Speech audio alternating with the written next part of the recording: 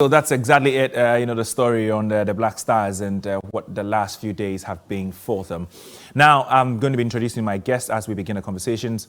I'm here with Odartey Lamptey. I already mentioned him, ex-Black Stars International, as well as Atapoku, who is, joining us via Zoom and is going to be touching on a few issues. Now, let's go straight to Odartey Lamptey. I'll start with you. Good morning and you're welcome. Fine morning.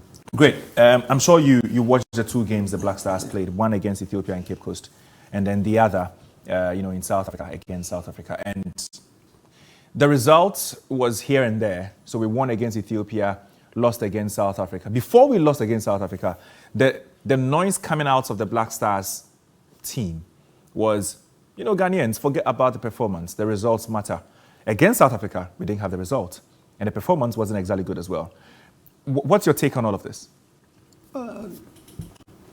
It looks like, I know, the pressure is coming from everywhere. But yeah, as you said, against Ethiopians, yes, we didn't play well. And then we scored. I think that's what we are looking for, the 3 points. And we got that one.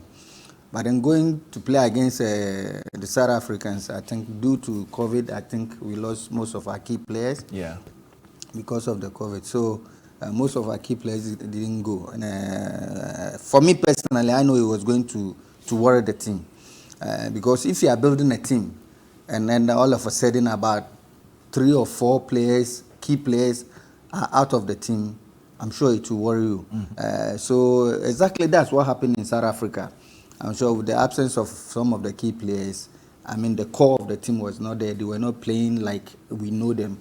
But then, as I said, we just have to be a bit careful. I know the situation is a bit dicey now. Yeah. We all want to qualify to the World Cup. And the situation we find ourselves in now, we just have to be extra careful not to rush and take a wrong decision. I heard a lot of things. We should sack the coach and blah, blah, blah. I think it's a wrong time to do that now. Okay. I think it's 2 matches. We lost 1. Are you saying this from the sentimental point of view because you're a coach as well? Or you think that really it's too early? Coaches seem to protect their own. I understand, but I think, yes. I mean, coaches are high and fine. I mean, for sure. Yeah. Don't forget about that. But then in this situation, I think we need to give him more time. Okay. I think, I'm sure I stand to be corrected. Next match, we are playing our next match. Yeah, against Zimbabwe. I'm sure if maybe we are able to lose that one, then fine, we can take a decision. But now let's hold on. There are so many things that maybe we don't know that is going wrong, that maybe he can work on it. I'm sure when it happens like this, the materials are the key body. Yeah. You need to work to them. You have to talk to them, psych them up. Yeah. And maybe there are certain things that they are not doing right. That's why it's affecting even the coach. So I'm sure CK himself have said it. Himself and his technical team have seen this. So they work on it.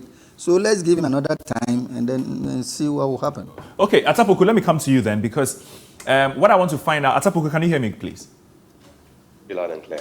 Great. You're welcome. We are happy to have you here as part of the conversation. I seem to have come to you at the wrong time. The network there seems problematic at the moment. Can you hear me? Because you're breaking up. I can hear you loud and clear. Okay, now I can hear you too. Okay, great. So, do you think that the excuses are tangible as it is? Because as it is, there's the excuse of the Black Stars lacking some players going to the game. There's the excuse of, CK Akonnor still finding his feet in the Black Stars. But there's a World Cup qualifier. At any cost, the Black Stars are expected to win against any team because we want to make the World Cup. We think we have a place at the World Cup. We think it's our right. Should we be aggrieved as much as we are? Yeah, I believe we should be aggrieved, having missed out on the last World Cup. Seeing how it went for the other African nations and the performance we put up in 2006 and 2010. I mean, we had a taste of it and it was that good. And we wanted to have more. Unfortunately, after back in Brazil, we seem to be off. So we could be missing the second straight World Cup, having gone to the past 3 before these 2. The way for me is that we don't seem to actually know what exactly we want now. Do you want to build the Black Stars and build a formidable team, or we want to go to the World Cup at all costs? we have a good team, but it's only good. It's not exceptional. Compared to those we are competing with to get to the World Cup, we could clearly say that we are not up there. I believe CK Akonnor can still get us out of this group because the teams in the group are not that good enough. But I don't believe he is capable of winning the double header to get us to the World Cup after topping this group. I also believe that if we are sacking him, then we are sacking him because we want to salvage something about the World Cup qualification. What it means is that we want results now. And I'm happy he mentioned it. And the current team we have now is not one that is good enough. We had our cycle, it ended in Egypt in 2019. Okay. Whether we like it or not, we must rebuild. If we don't do that, we are only postponing our inevitable decline because we are already in a progressive decline. Okay, so I'll come back to you, Atapoku, but so as a coach and as a football person, what exactly should the transition be like? We've seen different generations in the Black Stars. We've seen Steve Napier, Michael Essien and his crop fade out before the likes of Koja Samuel also took charge. The likes of Mubarak Wakasu, also coming, or their generation also, reigning for a while. That transition into this new side, at this particular point where we're also bidding to make the World Cup, how exactly will the coach juggle the two? Building a new team, at the same time making sure we find consistent wins that would give us, or that would take us to the promised land as we're looking for. So you think now we are looking at the two things at the same time? Exactly. So that's a difficult one for the coach. So if we are going to stick with one, we should do it. And I think, for where I sit, I think for now it's very, very difficult. You see, we have to accept it now that we are not like 15 years ago when the likes of Tony Abuaj, we mentioned Stephen Appiah and Co are in their limelight, playing in one of the big clubs in the world. And then when the national team has been called, you can see yourself that these are materials that are in. Yeah. I mean, we should be true to ourselves that we don't have that materials now. Okay. So the standard that we have to work with it. So if I will be left alone, I will say that, yes, let's give CK that mandate that, yes, we are giving you time to build this team. Okay. Yet the team that we are going to compete with, we know for now our standard is not there. Okay. So we are giving you time so that you're taking us there. That one is different thing. But then if you want him to work, as you said, the two, building a new team. And then making sure it's qualifying us to the World Cup and even go and win the World Cup, then I'm sure we are lying to ourselves. Okay. So at this point, then, you mentioned something that it's about working with the materials you have. Yeah. The materials that we have in the Black Stars as it is it a kind of a group that you are thinking should be able to win games like that against South Africa? There's one thing that is going on now, to be honest with you, as a player. I don't know how mental tough these guys are now. Okay. But to be honest with you, I don't like, because you see, like all the media, what is happening, the social media, blah, blah, blah, CK, we should be sacked and all that. You see, at the end of the day, he entered through these boys and he goes against the coach. But these guys will come, and because of all the things that the media are saying, you think they lose respect for the coach? That's it. They lose confidence in the coach? Yes, which is very bad. It's not good. You see, so we have to also look at that aspect as well. We should be very, very careful the way we are tagging our coach, you see. Okay, Atapoku, is this a clear problem of tactics, technical issues, or you think that there is more to this and the Ghana Football Association must act? Is it a backroom problem? What exactly is wrong with the Black Stars as it is? That we are in a position where we don't have men capable of doing the magnitude of the job. That's the first thing. Secondly, we seem to underestimate where the Black Stars currently are. The Black Stars were good. They are not good enough. Whether we like it or not, we must rebuild.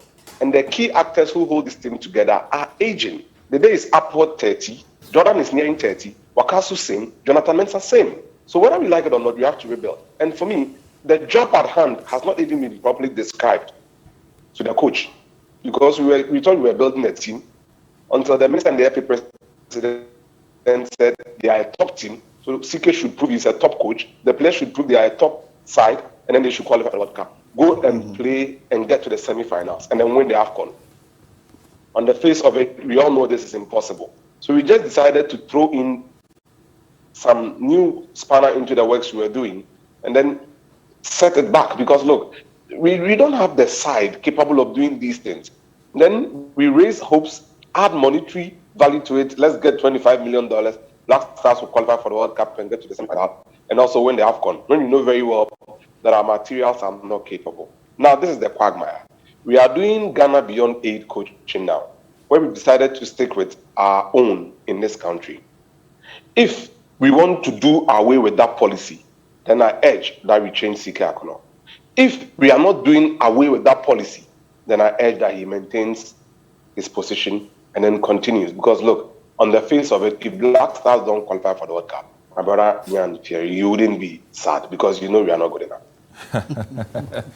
So one of the biggest issues for me is I think that if we are learning from a lot of these top countries, top national teams that are doing really well, the likes of Germany, the likes of England, they have a defined system where all the national teams are playing according to. So it's not just with the senior national team, but also the age limit teams, the under 20, the under 23, the under 18, the under 17s. They're all playing to a certain system. They're all playing, or they have a certain approach. The coaches are aligning to this, the players are aligning to this, and so player development also falls in line with some of these things. It looks as if we have a general problem with technical direction in this country, where everybody seems to be doing their own thing. We have coaches, with different approaches, different systems, managing the different national teams, and they are all playing different kinds of football. So how I see this is there's that transitional problem where the players come from different levels and have different orientations altogether. Well, you see, when it comes to tactics, sometimes it depends on the material that you have. And then you can have a good materials that maybe when you play 4-4-2, it will suit them. When you play 4-3-3, it will suit them. Yeah. So every coach with the kind of system that we have, and it all depends on the material that we have. And as I say, I always believe in 4-4-2 when it comes to African footballers. Okay. Because we are more ball jugglers, skillful in that. So if you end up playing like 4-3-3, it kills them. Okay. Or 4-5-1. That's it. Or 4-5-1 shooters. So I think this is what we have to do. And if you see the crop of players that we have now, we don't have any excuse than to play that. You see, as he mentioned, most of our players. But you see, the thing is, the Black Stars are playing differently. So you think that's a problem in the first place? Well, I don't know the kind of system CK is playing. I don't know. Okay. But I mean, on the field, if I'm watching, I could see clear maybe 4-4-2. Okay. You see, 4-4-2. He usually goes with a double pivot. He's looking for a 4-2-3-1. But without going into the tactics, because I've not been to any coaching school, so I wouldn't even pretend to understand tactics better than CK. But what I'm saying is, it looks as if we have a general technical direction in this country where the various national teams are all doing something different. And so it affects the senior national team when these players eventually getting there. And understand you see, if we said we are going to do that, then I think we need to give ourselves like maybe 5 years or 6 years. Because for now, if we say we are going to do that, you see the under 17, the under 21, the under 23, and all that did not come up in the same generation. You see, so it's warriors. So then it means we have to give ourselves time. Maybe if you are starting now, we give ourselves time for maybe 6 years to come. Then everybody have to use that kind of system that we are going to start from now. But for now, it will be very difficult for us to do. Because you see, you can start with under 17, with maybe some group of players. But then when they get to under 20 or 23, it will change. Yeah. Different players will come in. So they won't fit in that system that you start with them in under 17. Asapoku, I come back to you. A very simple question. I think that's what the layman will be asking. Is Ghana going to qualify for the World Cup from where you stand? Objectively, no. Wow. Subjectively, yes. We are not good enough, especially for the double header.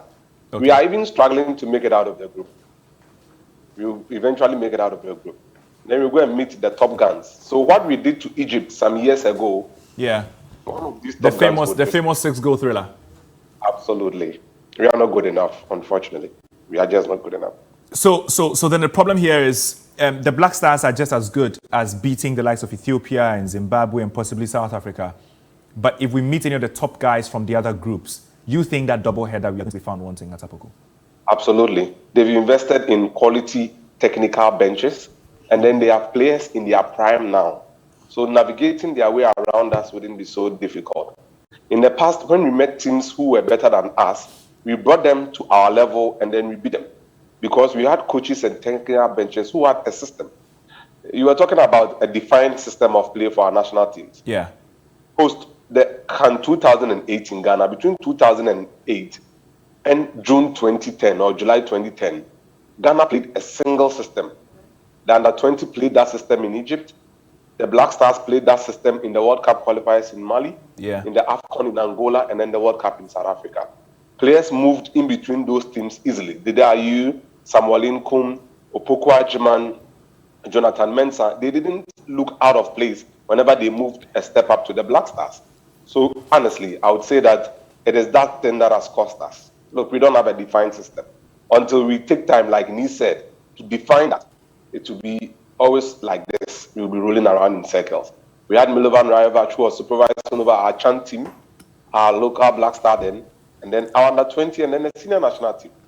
He was always in constant communication with the coaches there, especially Celeste. When these players came up, they were not out of place. But now it's not the case. Fatau went from under-20 to Black Stars. Zito is in Ghana. CK Akonnor is in Ghana. How are we creating room for Fatau to thrive in the Black Stars? We have a big problem. And we can't solve it by just qualifying for the World Cup. We can't paper over the cracks. If I listened to you carefully, Atta, it's as if you think we have decent quality in the playing ranks, but you think that the bench is the problem. So Bernard Lepay, for example, the man who was brought in to guide the technical side of things, at the Ghana Football Association. Have you seen any difference? Have you seen any impact after he arrived? Usually it takes a bit of time to observe this. We saw with the 5-year development plan and then the transition plan under Mr. Nyantechi with Milovan Rajevac. But on the evidence of what we've seen in the initial stages, you would say he's adding next to nothing, unless Nee and Co can tell us he's organizing technical courses for them and training them. Other than that, for our national teams, it is difficult seeing the handiwork of the technical directorate of the Ghana Football Association on it. Next to nothing. And then on the players, we have only okay players. They are not exceptional. In the past, we had exceptional players. These ones are okay, and we don't have an exceedingly good bench to get the best out of these okay players. That's the problem. Okay, I come back to the studio. We missed the likes of Thomas Partey in the entire international break that we had. We missed Mohamed Kudus. In the second game, we missed the likes of Jordan Ayew. Jeffrey Schlupp was injured in the first game. He wasn't even going to take part, even if he was available. And a few other of our key players were missing in the second game against South Africa. Do you have a feeling that, especially in the case of Partey and Kudus, had they been part of the team, our fortunes would have been a lot more different? Yes, I think I said it at earlier on that due to the COVID and maybe with Partey with injury, and we did not get our full team squad when we played against South Africa. You see, we have a decent squad. Don't get me wrong. With the names that you mentioned, if we are able to keep with these people, these guys, day in, day out, the same match and consistent, I'm sure they should be able to get here somewhere. Okay. I'm telling you. You think that if Partey was constantly involved, Kudus constantly involved, and the entire, full squad that CK has been relying on consistently, you think the Black Stars would do better? To take us somewhere. Look at Côte d'Ivoire. Yeah. For the past maybe 2 years, all these players that we play, they've been there consistent, and that's where the team has improved. Mm-hmm. But you see, when it comes to Ghana, the transition, this one go, this one come, this one go, and this is what is killing us. You see, so I'm sure CK himself, I'm sure he knows better, but I think we should give him that support, give him the maximum support. Okay. And I'm sure from playing these qualifiers, I won't say he will mature. I'm sure we all will see what will happen. And I'm sure, as he say, maybe when we meet the 10 big clubs, we can do well. I'm sure that's why we are going to surprise people. I mean, the most important thing is for us to qualify. And I'm sure from this group, we'll see our mistakes, and then I'm sure we're going to correct it very well. And then when you play against the big guns, we should be able to do well. I'm going to ask you, Atapoku, a very simple question. Should CK Akonnor be sacked? Only if we understand what we want to do. If we are sacking CK Akonnor and going around juggling for more local coaches, it is not worth it. They are here. They can help him. Unless we've decided that we are going to get the very best, like we did in the past with Milovan Ravaj, Claudera, and the likes. Other than that, we should let him do his job. So, what's your answer? Sack him if you really want to salvage the World Cup. If you really want to build, sack him. Bottom line, sack CK. Okay, so I come back to you, and I think that would be my final question to you. The Black Stars, as it is, you've already spoken about your hope or the belief you have in the current squad, and the fact that you think the coach also needs a bit of patience. Where do we go from here if we get those two, in place? I don't want things like we'll do well. Be very specific with me. Are we going to make an impression in the AFCON if we qualify, and will we be able to qualify for the World Cup? Yes, why not? We should be able to do that. I mean, we can even sack CK tomorrow and then bring a competent coach and say, now qualify. It can happen. Anything in football, anything can happen. You see? So I'm saying that so far as is there now, I'm sure he have seen the terrain. The FA, everybody have seen what is happening. And this is the goal that we are looking for. Yeah. We should try from even after the loss against South Africa. I'm sure they've started, so that we'll get the correct picture before Zimbabwe and then qualify and then the next one. So I think we should all rally behind him, give him the maximum support. This is what I believe in. But before I let you go, what about the likes of Andre Ayew? A lot of people have spoken about Andre Ayew. I don't want to, I'm here as the host. I don't want to get into the conversation. But what people are saying about Andre Ayew, or what is circulating around Andre, is he's a captain of the side, but he's not exactly adding a lot to the team as it is, especially evidently in the last two games that the Black Stars have played. So, what do you do as a coach when you know you have such a big personality in the dressing room? You're unable to bench him consistently, and people are crying for this guy to be out of the team, and it's also based on the evidence of the performance that he's churning out. What do you do with personalities like that? You have been a big personality in the dressing room before. What happens, to a coach and to the players in the dressing room when big personalities are not performing and you don't have that courage to bench the player and he's still in the team and not playing well? Oh, I'm sure CK should be able to do that. But you see, sometimes when it comes to coaching or taking this kind of decision, there are so many things that you have to weigh. The person who's coming to replace the day will give you better than the day. So there are so many analyses that you have to do before you take that decision. So, and don't forget that when you come to the day, I'm sure after the season with all COVID, he did not play until he went to, he just got his new club. So maybe his form is a bit, down small. But we know what we have got, what you can, as a coach, you know what you can get from the day when it's in top form. So I'm sure that's what we are looking for. So I'm sure it's up to CK, but then I'm sure he's have to talk to them, psych them very well. And then I'm sure there are so many things that is going on in the dressing room that me and you don't know that maybe you have to deal with, which is a tough one. So I'm sure you should be able to do that, and then we'll get our feedback.